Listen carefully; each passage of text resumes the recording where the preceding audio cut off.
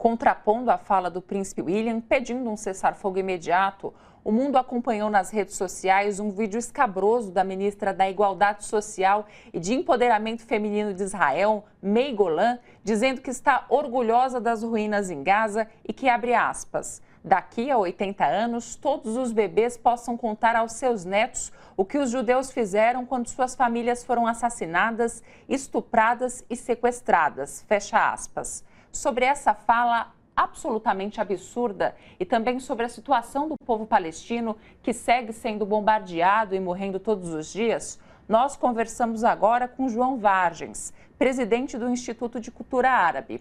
Boa noite, João. Olá, Gerana. Na verdade, eu sou o vice-presidente do Instituto de Cultura Árabe. Vice-presidente? E também vice-presidente e também professor do setor de estudos árabes da UFRJ. Perfeito. Esse tema só um segundinho, professor, só um segundinho. Perfeito, aí a correção do crédito do professor, que na verdade é vice-presidente. Vou te pedir licença para fazer aqui a primeira pergunta, né? Nesta semana, João, o presidente Lula, ele teve a coragem de denunciar o genocídio que aconteceu em Gaza, que acontece em Gaza, e eu vou ler aqui na íntegra a fala do presidente, porque ela foi muito distorcida. O presidente Lula disse, abre aspas, o que está acontecendo na faixa de Gaza com o povo palestino não existiu em nenhum outro momento histórico. Aliás, existiu quando Hitler resolveu matar os judeus, fecha aspas. Qual que é a importância dessa fala, dessa denúncia feita pelo presidente Lula? Na verdade, nós podemos analisar esse pronunciamento do presidente Lula de duas maneiras, né? Primeiro, a própria palavra holocausto.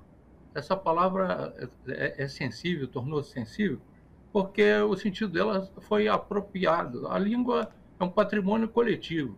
A palavra holocausto é uma palavra de origem grega, né, que, na verdade, significava uma oferta, sacrifício de qualquer animal queimado para um deus pagão. A partir do século XII, essa palavra já ganha um sentido mais genérico, que é utilizada para designar todo e qualquer grande massacre.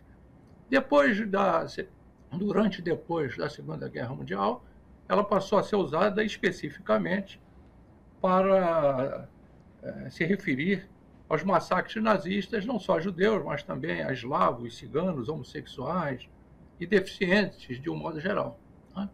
Então, essa palavra sensível, ela causou realmente aí um estardalhaço, mas eu creio que por trás disso há e sempre houve, eu estudo esse problema palestino há mais de 50 anos, foi um dos motivos que eu ingressei como aluno no setor de estudos árabes da UFRJ, e o que, na verdade, provocou toda essa celeuma é que o presidente Lula é um líder, né?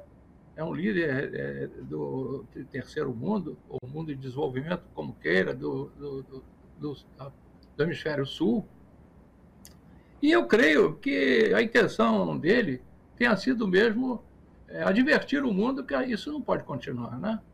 Antes de você me chamar, houve a exibição dessa entrevista que não tem nada a comentar, né? As próprias palavras da ministra retrataram bem o pensamento do atual governo de Israel.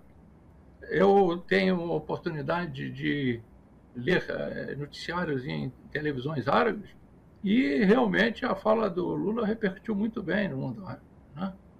Ele é, sem dúvida alguma, uma grande liderança dos povos árabes, porque nós não podemos confundir certos governos árabes com o povo árabe, né? Eu tive a oportunidade de viver na Síria, de viver no Marrocos, e a população árabe toda tem como causa sua essa questão palestina.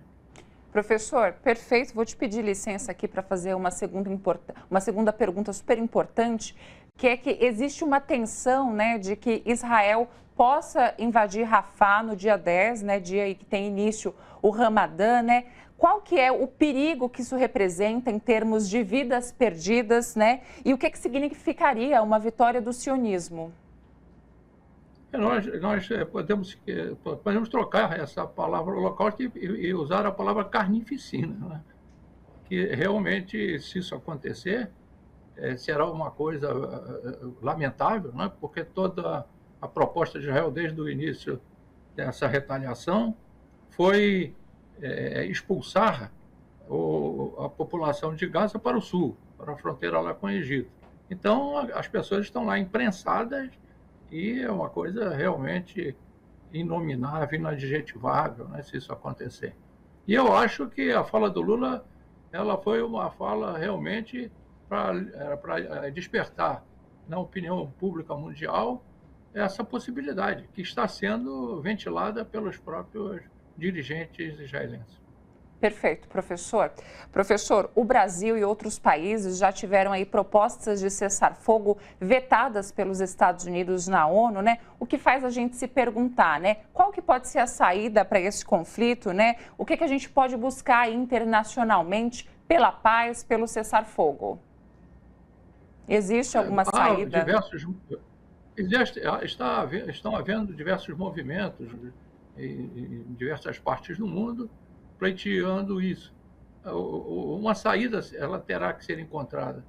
Na verdade, só há uma saída, que é a criação de 2 estados dentro da região. Hoje em dia é isso que é possível, né? Agora, que sejam estabelecidos os direitos de cada um. Esse é o grande problema, porque Israel, realmente, com a sua política expansionista, e ela realmente não está interessada nisso, e com o apoio das grandes potências que ficam muitas vezes apregoando, levantando essa bandeira branca de paz, mas nós sabemos bem dos interesses do que é chamado mundo ocidental, Europa, Estados Unidos, na região.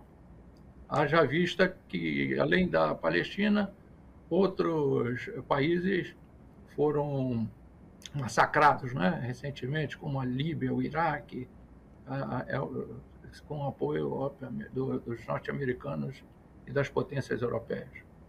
Professor, agradeço aqui sua entrevista. A gente vai acompanhar essa questão, vai seguir acompanhando essa questão. Muito obrigada, viu?